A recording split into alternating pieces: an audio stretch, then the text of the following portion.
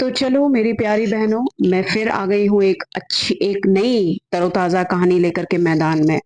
मैं कोई relationship adviser नहीं हूँ, रिश्ते कैसे ठीक होते हैं मैं नहीं बताती। मैं सूचित करती हूँ कि आज की कहानी पति-पत्नी और उसकी रखैल के बीच के बिताए हुए कुछ गंदे पलों की है, तो कृपया करके संयम बना के रखें। बहनों, अपने आप को कभी भी ये मत सोचना कि मुझ में कोई कमी होगी इसीलिए मेरा पति बाहर जाता है। कमी आप में नहीं, कमी उस आदमी की परवरिश में यानी कि उसकी माँ के पालन-पोषण में होती है। तभी तो शादी के कुछ महीनों बाद ही मैं कुछ आदमियों को देखती हूँ कि वो दूसरी औरतों की तरफ पीछे भागना शुरू करते हैं। शादी के कुछ महीने बाद ही। वैसे तो शादी के बाद आपको कभी भी किसी भी पराई औरत के पीछे नहीं भागना चाहिए। पर आज मैं जिन आंटी की कहानी आपके पास लेकर के आ रही हूँ ना, वो पढ़ी-लिखी, बोल्ड, स्मार्ट और एक प्रेज़ेंटेबल औरत थी। जो बाहर के काम के साथ-साथ घर के काम भी बखूबी सँभाल लेती थी। सब कुछ जो एक औरत को अच्छा बनाता है, वो उनमें सब कुछ था। पर फिर भी उनके हस्बैंड की खोखली, घटिया परवरिश उन्हें शादी के कुछ महीने बाद ही दूसरी लड़की की तरफ ले चली। अब ये कहना मुश्किल है कि वो गर्लफ्रेंड शादी के बाद बनी थी या शादी से पहले ही शायद उनका अफेयर था। शादी का अगर अफेयर था तो माँ-बाप को भी कहीं न कहीं पता होगा, पर फिर भी उन्होंने एक समाज में खड़े होने के लिए एक अच्छे परिवार में अपनी ही जाति में अंकल की शादी करवा दी। शादी के कुछ दिनों बाद ही कुछ तमाशे शुरू होने लगे और आंटी को भनक पड़नी शुरू हो गई थी। शादी के बाद जिस तरीके से हर एक औरत और एक आदमी मिल कर के एक खुशी के पल बिताते हैं, मार्केट जाते हैं, सब्जी लेने जाते हैं, शॉपिंग करने जाते हैं, मूवी देखने जाते हैं, ऐसे किसी भी काम को अंकल करने से मना कर देते थे और अपनी माँ को आगे करके किसी न किसी बहस को वो उठा देते थे। शादी के बाद हस्बैंड वाइफ के बीच में बिताए गए जो इंटीमेट पल होते हैं, वो भी सिर्फ इसलिए होते थे कि कहीं मेरी मर्दानगी पे ये लड़की शक ना करना शुरू कर दे। वो भी उसी तरीके से होते थे, बिना किसी फीलिंग के, बिना किसी इमोशंस के। अक्सर इंटीमेसी के दौरान अंकल आंटी से बहुत अनकंफर्टेबल रहते थे क्योंकि उनका बाहर अफेयर था। तो वो आंटी के चेहरे को दूसरी तरफ मोड़ देते थे और उनको आई कांटेक्ट नहीं होने देते थे अपने साथ। अब इंडिया में तो आदमियों में एक प्रॉब्लम है ना कि किसी की भी बुराई कर लो बट उनके इंटीमेट आर्ट्स की बुराई मत करो। वहां उनको ए प्लस मिलना चाहिए। जब इस बात को लेकर के बहस होती थी ना, तो अंकल पिल्स का सहारा लेते थे और अपने टाइम आर्ट्स को बढ़ाते थे और अपनी परफॉर्मेंस पे ज्यादा ध्यान देते थे। आदमियों को ये बात क्यों नहीं समझ में आती कि ज़्यादा से ज़्यादा मिनट या घंटे आपकी परफॉर्मेंस अच्छी कर सकते हैं, पर पत्नियों से आप जो डीप थॉट होते हैं, इमोशंस होते हैं, वो छुपा नहीं सकते। अपने रिश्तों को ठीक करने के लिए, अपने इंटीमेट टाइम को ठीक करने के लिए, आंटी ने अपने आप में कुछ चेंजेस लेकर के आए।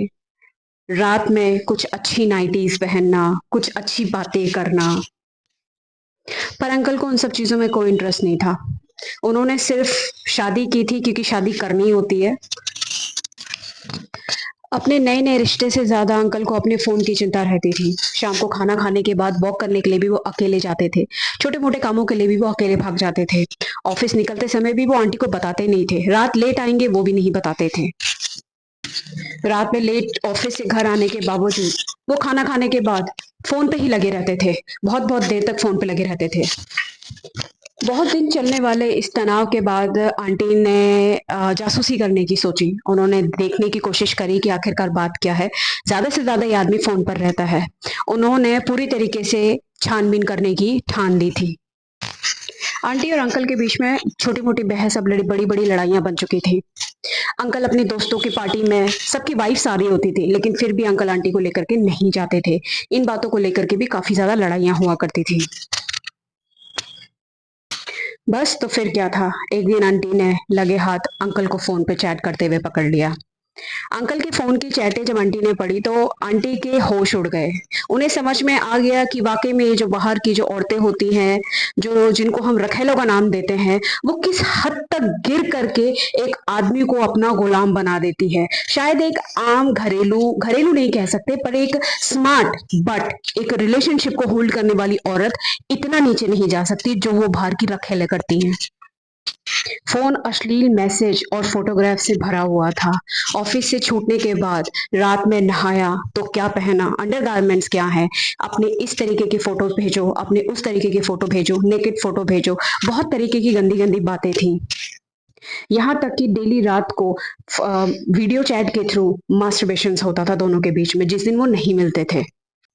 देखिए बहनों, जितनी कहानी मैंने अपनी आँखों से देखी, जितनी चैट्स मैंने देखी, जो कहानी मैंने आंटी के मुँह से सुनी, अपनी दोस्त के मुँह से सुनी, उस हिसाब से तो कहानी में बहुत वल्गैरिटी है, लेकिन मैं उतना ही सामने लेके आ पाऊँगी, जितना मेरा भी ज़मीर मुझे बताने के लिए हाँ बोलेगा। अंकल ने अपना फ़ोन नंबर, अपने ऑफ़िस के किसी भी दोस्त का फ़ोन नंबर अपनी वाइफ़ को नहीं दे रखा था, तो आंटी पता नहीं कर पाती थी। कई बार अंकल अपने ऑफिस की ट्रिप के लिए कई-कई दिनों तक बाहर जाते थे। कहाँ जाते थे, कितने दिनों में लौटेंगे, बस एक मोटा-मोटा हिसाब-किताब दिया जाता था। एक्स्ट्रा मैरिटल अफेयर का अगर छोटा-सा भी अगर सबूत अगर औरत के सामने आ जाता है, तो आप नहीं जानते कि पूरा-पूरा दिन दिमाग में उनके क्या-क्या चलता रहता है। कितनी तरीके की बुरी ख़्याल उनके दिमाग में आते हैं। ट्रिप से वापस आने के बाद आंटी ने फैसला किया कि वो अंकल को कन्फ्रंट करेंगी और उनसे सारे के सारे सवाल पूछेंगी। जब अंकल ने आंटी से बात की तो आंटी ने कहा कि मैंने आपकी सारी चैट्स पढ़ी हैं और मैंने देखा है किस नाम की लड़की है और कौन है और उसके साथ आपका क्या-क्या संबंध है। अंकल ने इस बात को रफा-दफा कर दिया और बात को बिगड़ता देख अंकल ने चालाकी दिखाई। अंकल ने आंटी को रूम में बिठा करके उनके हाथों में हाथ रख के सारी की सारी गलतियाँ यूँ ही चुटकियों में मान ली। कि हाँ, शादी से पहले था, अब मैं उसे छोड़ने की कोशिश कर रहा हूँ, लेकिन वो मेरा पीछा नहीं छोड़ रही है, ब्ला, ब्ला, ब्ला। और बड़े ही प्यार से आंटी को बेडरूम में लेकर के गए और अपनी बात मनवाने की पूरी कोशिश करी। ये घटियापन है, ये बहुत ज़्यादा घटियापन है। किसी को ज़बरदस्ती रोक कर रखना। अंकल ने आंटी की बातों पे ध्यान नहीं दिया। उनको तो सिर्फ़ एक ही चीज़ समझ में आ रही थी कि इसको मेरा फ़ोन नंबर और मेरे पासवर्ड्स पता चल गए हैं। अंकल ने तुरंत ही उसी दिन जा कर के एक नया सिम और एक नया फ़ोन खरीद लिया। और वो बेचारी आंटी, पर हम औरतों में भी सिक्स सेंस होती है। जो कुछ भी हो रहा था आंटी के दिमाग में फिर भी कुछ न कुछ खटक ही रहा था। यहाँ मैं एक कहानी में एक बात जोड़ना चाहती हूँ। ये जितने भी पैंट शर्ट वाले, कॉलर वाले जो होते हैं ना, ये ना एक्स्ट्रा मैरिटल अफेयर तो करते हैं, पर ये औरतों पर किसी भी तरीके का हाथ उठाना या बहुत डोमेस्टिक वायलेंस डर के मारे नहीं करते। मैं बताती हूँ, इन लोगों के ऊपर अपना अय्याशी, अपना सेक्स इतना भारी होता है कि वो किसी भी तरीके के फचड़ों में पड़ के अपना समय बर्बाद नहीं करना चाहते। इनको पत्नियों से कोई लेना-देना नहीं होता। आई रिपीट, इनको पत्नियों से कोई लेना-देना नहीं होता। इनका बस चले तो ये पत्नियों को सीधा-सीधा कहे कि ये पूरा घर तुम्हारा है। इस घर में मैं सारी फैसिलिटी तुम्हारे लिए ला दूँगा। मैं नेटफ्लिक्स लगवा दूँगा। ब अच्छी-अच्छी मूवियाँ देखो, अच्छे-अच्छे कपड़े ऑर्डर करो, घर में मँगवाओ। ये आदमी घर से बाहर भी औरतों को निकलते देखना नहीं चाहते। लेकिन मुझे प्लीज़ डिस्टर्ब मत करो। आंटी का दिमाग उन्हें हर दिन एक ही चीज़ कह-कह कर के कोसता था कि शक करना बंद कर, मेरा रिश्ता खराब हो जाएगा। पर कुछ था अंदर ऐसा, जो औरतों को जीने नहीं देता। ये सच बात है, इसे सिर्फ़ औरतें ही समझ सकती हैं। अगर आपके साथ आपका पति चीटिंग कर रहा है, लगातार कर रहा है, तो आपके अंदर कुछ ऐसा होता है जो आपको चैन से बैठने नहीं देता। आपका दिमाग चौबीसों घंटे कितने ही किलोमीटर की स्पीड से दौड़ता है और एक ही बात बार-बार संकेत करता है कि नहीं, जैसा दिख रहा है वैसा नहीं है। ज़रूर कोई बात है, कुछ तो है। और अपनी ही इस इंटेंस थॉट के साथ आंटी ने एक बार और छानबीन करने की पूरी कोशिश करी और इस बार ठान लिया था कि अगर कुछ पता चलेगा तो मैं छोड़ूँगी नहीं किसी को भी। बात की गंभीरता को देखते हुए आंटी ने पहली बार अपनी मदर इन लॉ को फ़ोन लगाया और सारी की सारी बात उनसे कही। सबसे पहले उन्हें बताना ज़रूरी था। उन्होंने हर तरफ से मदद लेने की पूरी कोशिश करी और अपनी सास को पूरी कहानी बताई। सास ने फ़ोन पे ही अपनी बहू को डाँट दिया। इस बात पे एक छोटा-सा ट्विस्ट है। आप यकीन नहीं करेंगे, आंटी की सास ने उन्हें ये कहा कि अरे पगली, आदमी जात है, मुंह मारने की आदत है तो क्या हो गया, बच्चे तो वो तुझसे ही करेगा। आंटी अपनी इस बात पे अपने बेटे को किसी राजा महाराजा से तोल रही थी कि तेरे से ही मेरा वंश आगे बढ़ेगा। बाकी तो चलो, उस दिन आंटी को ये बात तो समझ में आ गई थी कि घर वालों से या ससुराल वालों से किसी भी तरीके की मदद की मैं उम्मीद अब नहीं कर सकती। आंटी ने अकेले ही अब ये बेड़ा उठाना शुरू कर दिया था और पूरी तरीके से अंकल को यह एहसास नहीं होने दिया कि वो आज भी उनकी जासूसी कर रही हैं। और एक दिन ऐसा आया कि अंकल का दूसरा फोन पकड़ा गया। दूसरा फोन पकड़ते ही आंटी ने इस बार अंकल को कन्फ्रंट नहीं किया। आंटी ने उस फोन को चुपचाप उसी जगह पे वापस रख दिया और उस नंबर को और उन चैट्स को सेव करके उसके प्रिंट आउट्स निकाल लिए। उस नंबर से जिस लड़की का नाम सामने आया ना, आंटी ने उसको सोशल मीडिया पे बहुत ढूंढने की कोशिश करी, पर चूंकि उसकी लाइफ काफी घटिया थी, इसलिए उसने हर जगह से अपने आप को बहुत प्राइवेट किया हुआ था। पता है दोस्तों, वो लड़की कौन थी? वो लड़की उन्हीं की सोसाइटी में कॉलेज में पढ़ने वाली सिर्फ 20 साल की लड़की थी। अक्सर एक्स्ट्रा मैरिटल अफेयर के किस्सों में देखा जाता है कि लड़की आदमी से आधे से भी कम उम्र में होती है। आदमियों को बहुत शौक है छोटी छोटी लड़कियों के साथ सोने का। अब ये बात सामने तो आ चुकी थी, तो आंटी ने किसी को कुछ नहीं बताया और एक दिन उसके घर जाके धमक गई। अब तो आंटी के पास लड़की, सबूत और एड्रेस भी था। आपको भी यही लग रहा होगा ना कि आंटी के अंदर जो तूफान चल रहा था, वो लड़की से मिल करके उसको खूब उस झोटा पकड़ के मारा होगा, उठा पटक करी होगी, खूब चीखी चिल्लाई होंगी, सोसाइटी में तमाशा हुआ होगा। जी नहीं, आंटी ने ऐसा कुछ नहीं किया। आंटी सिर्फ वहां जा करके उससे बात करके सिर्फ इतना पता करना चाहती थी कि आखिर तुम दोनों के बीच में होता क्या है। आंटी ने बड़े ही धीमे और धमकी भरे हुए स्वर से उससे एक ही बात पूछी कि मैं जो भी तेरे से पूछूंगी तो मुझे चुपचाप बता दियो। किसी घमंड में मत रहना कि यहाँ मेरा पति आकर के तेरी रक्षा करेगा, तुझे बचाएगा। तेरे सबूत और तेरे फ़ोन कॉल्स और तेरी वीडियो मेरे पास है जो तेरे माँ बाप के पास जा सकती है। और याद रखियो, जब इज़्ज़त की बात आती है ना तो सबसे पहले मेरा पति ही भागेगा, वो नहीं आएगा तुझे बचाने के लिए। अब मुझे सच सच बता कि तुम दोनों के रिश्ते के बीच में क्या है, क्या क्या चीज़ें हैं। लड़की भी बेशरम थी, उसे पता था शादीशुदा है, ये नहीं तो कोई और सही।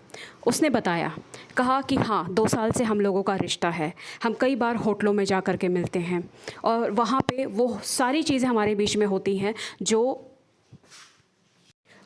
मैं उससे करने के लिए कहती हूँ, यानी कि लड़की जो लड़के से करवाती है। यहाँ पे ना मैं एक छोटी सी बात कहना चाहती हूँ। घर में इज़्ज़तदार बीवी होने के बावजूद आदमी वही बाहर भटकता है जो बंद कमरों में एक रखेल का कुत्ता बन के रहता है। इसलिए आदमियों को एक्स्ट्रा मैरिटल अफेयर पसंद है, जहाँ पे ना खाना बनाने की किचकिच है, ना बच्चों को पालने की किचकिच है, ना ही किसी तरीके की फैमिली इश्यूज़ हैं। बेसिकली आदमियों को अपने आप को मर्द साबित करने की बहुत बड़ी बीमारी होती है, जिसके कारण वो रस्ते चलती किसी को भी पकड़ करके उन्हें खर्चे पे उनका कुत्ता बन के रहना उनको पसंद होता है। ऐसी कोई ख़ास चीज़ नहीं होती बहनों जो आप अपने पति के साथ नहीं कर सकती या उन्हें नहीं दे सकती, किसी तरह की खुशी नहीं दे सकती, ऐसा नहीं है। बाहर की लड़कियां भी ऐसा कुछ खास नहीं करती, बस वो आपके पति की कमज़ोरी को पट्टा बांध करके उन्हें कुत्ता बना के रखती हैं। और इन्हीं आदमियों को जो आपके सामने शेर बन के घूमते हैं, ये किसी रखेल के कुत्ता बनना इनको ज़्यादा पसंद है। ऐसे आदमियों की इज़्ज़त करना बंद कर दो आप।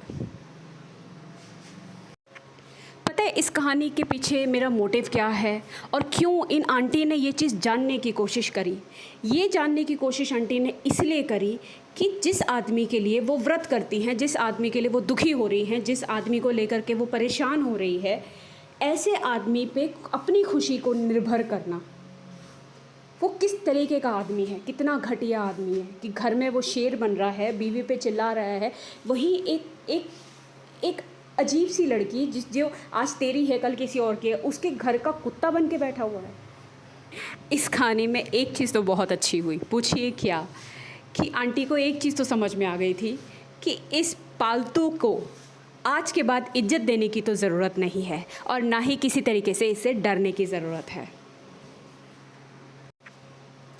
इसके आगे की जर्नी आंटी की बहुत अच्छी हो गई थी। आप सोचेंगे बिना प्यार के जर्नी अच्छी हो गई?